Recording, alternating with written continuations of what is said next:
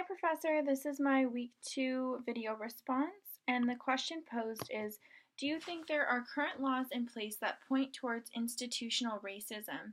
If so, what can we do as educational professionals to help minimize or end this type of institutional racism? If not, what do you think has changed that has helped us to eliminate any laws that point to institutional racism?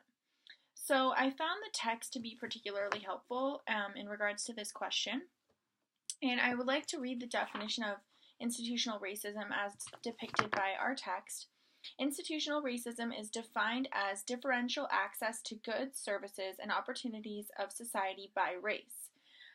In addition to that, there's also another term which goes hand in hand with institutional racism, and this term is structural racism, and I'm going to read off that definition as well. Structural racism is closely related to and often interchangeable with institutional racism. This emphasizes that the oppression of racial and ethnic groups originating with the social construction of race and racial classification systems is organized by institutional, cultural, and structural structures. So, what does that mean? That means that there are certain individuals of certain ethnic or racial groups that are unjustly signaled or have opposition towards or are not treated fairly or treated unjust.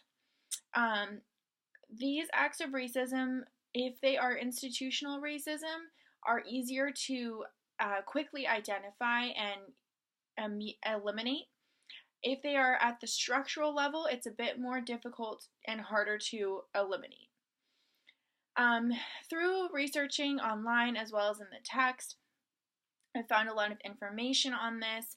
I think personally that there has been a lot of positive change, just reflecting back on some of the court cases like the Jim Crow laws, Indian Appropriation Act, Dred Scott decision. We don't see as many cases in modern day society than we have in the past. So I think that there has been some positive change. However, obviously there still are instances where this racism does occur structurally and institutionally, but I think that it has progressed in a positive manner. And I think that this can really speak to this separation of inequalities for different races and for different people. In terms of just health inequalities, that was one that really stuck out to me in the text. And I think that is so visible in Southern California. Individuals of certain races, particularly white or Asian races, oftentimes have better health care than those Latino or African American individuals, and therefore they have a lower quality of life because they have poor health qualities. They generally are in poor health, takes longer to diagnose degenerative diseases, can't get access to care, etc., etc., etc. So I think that is a visible sign of institutional racism in Southern California, and definitely healthcare and medical attention is something that a predominant issue that I feel needs to be addressed.